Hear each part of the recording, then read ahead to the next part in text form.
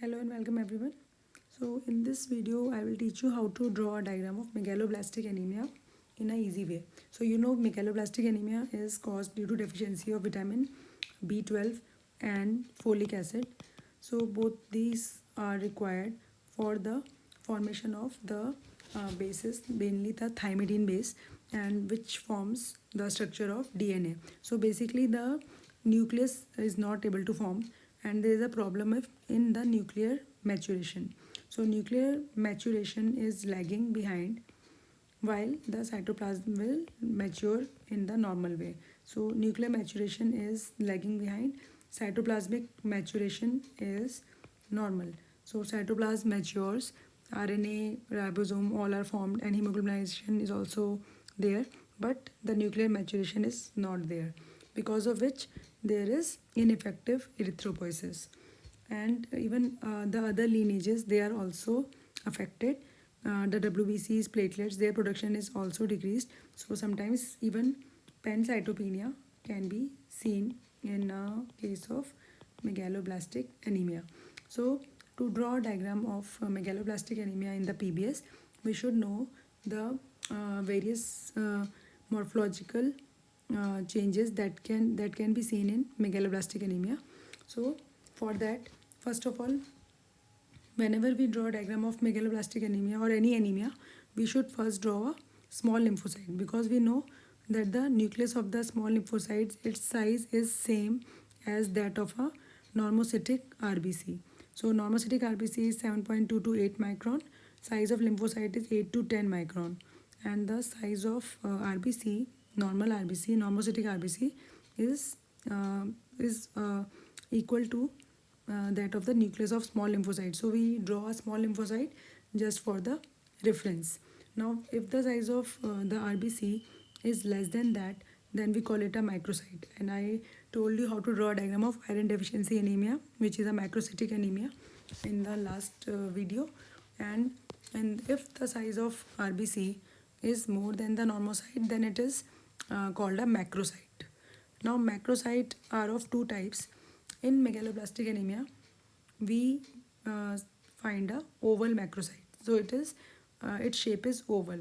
As you can see, its shape is oval. While in the non-megaloblastic anemia, we get a round macrocyte.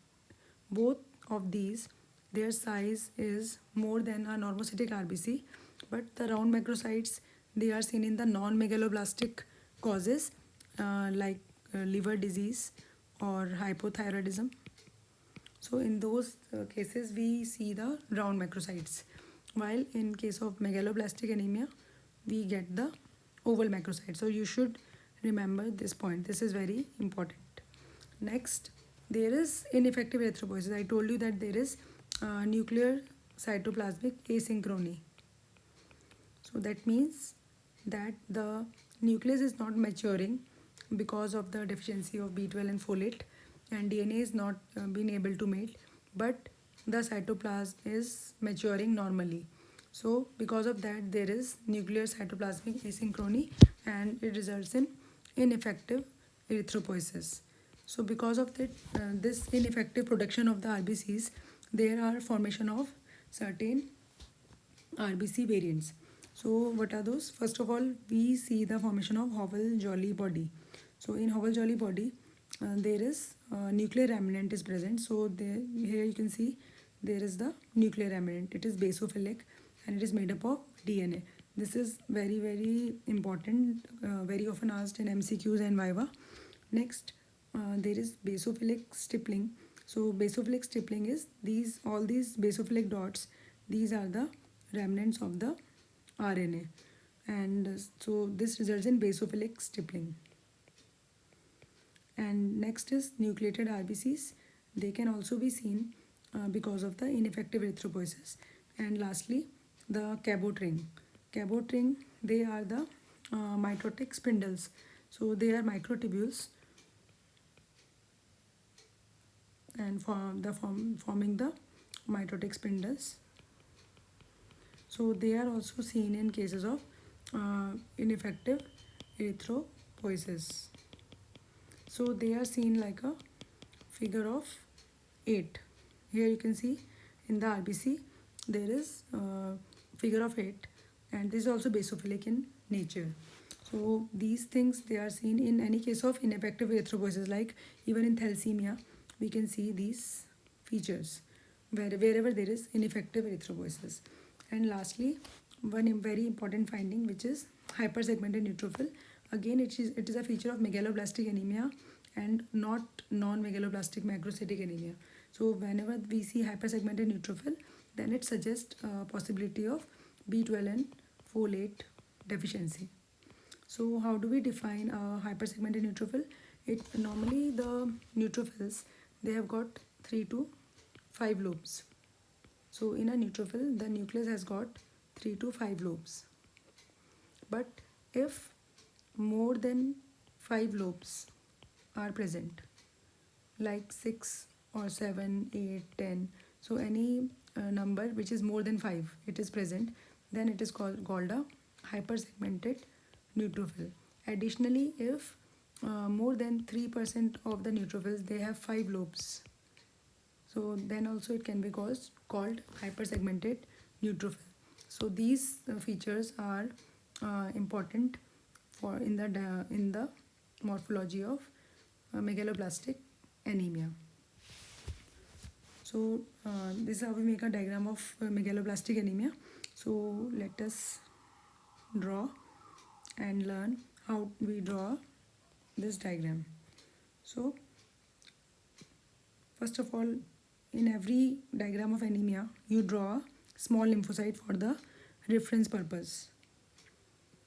So according to the size of the nucleus, then we will draw the normocytes and macrocytes. So this is a lymphocyte. It has got a basophilic cytoplasm and chromatin, which is purplish. Now we make normocytes, few normocytic RBCs.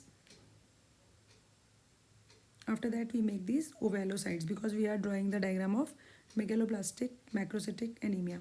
So these are the ovalocytes, and we should know that the mean corpuscular volume is increased in case of megaloblastic anemia, but MCH and MCHC, it is normal. So they are normochromic, they are macrocytic normochromic. So this is how we make the ovalocytes. Next we make a hypersegmented neutrophil. So we make the lobes in 1 lobe, 2 lobe, 3, 4, 5 and 6. So this is a hypersegmented neutrophil. In the cytoplasm we make the granules. The granules are azerophilic. Azerophilic means they are bluish pinkish in color. So after that we can draw a RBC with the inclusion of Howell-Jolly body. Then we make basophilic stippling in another RBC. Now cabot ring you can make. So you can make all the features that you know. Now rest of the place we can fill with the ovalocytes. Then NRBC, nucleated RBC, we make again. In the last we can draw platelets in the background.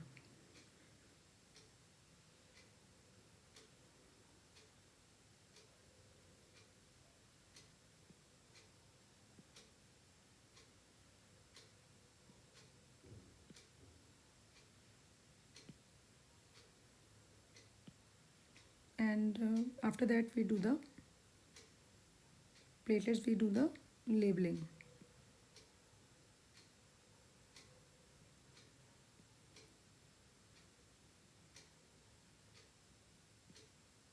So small lymphocyte, then nucleated RBC, then we point the Howell-Jolly body, macrovalocytes, basophilic stippling, cabot ring, then hypersegmented neutrophil.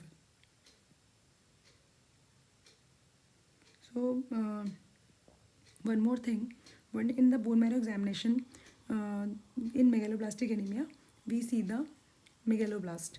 So megaloblastic change is seen. The chromatin of the erythroblast, which are the RBC precursors, because there is lack of nuclear maturation, the chromatin is appearing like sieve-like. So we can see these small white spaces. This is like the sieve, appearance of sieve. So this is the important feature which is seen in the bone marrow examination. So this is a sieve-like chromatin. Now this is the early normoblast, which is also known as the basophilic normoblast or erythroblast, and it is showing the sieve-like chromatin. And also in the bone marrow, we see the giant metamyelocytes and even the megakaryocytes. They are also large. And this megaloblast will not be seen in the non-megaloblastic macrocytic anemia, which are caused by the liver disease or the hypothyroidism. So these were all the important points in the diagram of megaloblastic anemia.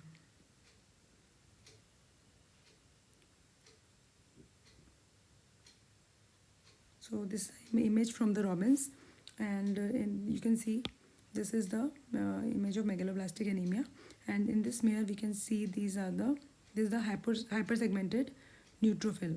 So you can identify the different lobes: 1, 2, 3, 4, 5, 6, 7. So these are the different lobes of neutrophil. There are more than 5 lobes, so it is a hypersegmented neutrophil. Then you see this is the macroovalocyte, and this is a lymphocyte. So these are the important features they have highlighted here. So there is a hypersegmented neutrophil here. So there are basically 6 lobes are there: 1, 2, 3. This is not a lobe. 1, 2, 3, 4, 5, 6. So this is a hypersegmented neutrophil. Next is the bone marrow. So it is a bone marrow, and it is showing this erythroblast. These are the early erythroblast, also known as the basophilic erythroblast. They have these large nucleus, and their size is increased. That's why they are called the megaloblast. And the nucleus is showing this sieve-like chromatin. So this is the characteristic sieve-like chromatin which you can see in all the nuclei. This B1 is the orthochromatic. This is a third stage of the erythroblast, orthochromatic erythroblast, and again here you can see the sieve-like chromatin. Besides these, the giant metamyelocytes are also seen, an important feature of the bone marrow of megaloblastic anemia. So that was all about megaloblastic anemia. Any queries are most welcome in the comment section, and the feedback is also most welcome. Thank you very much.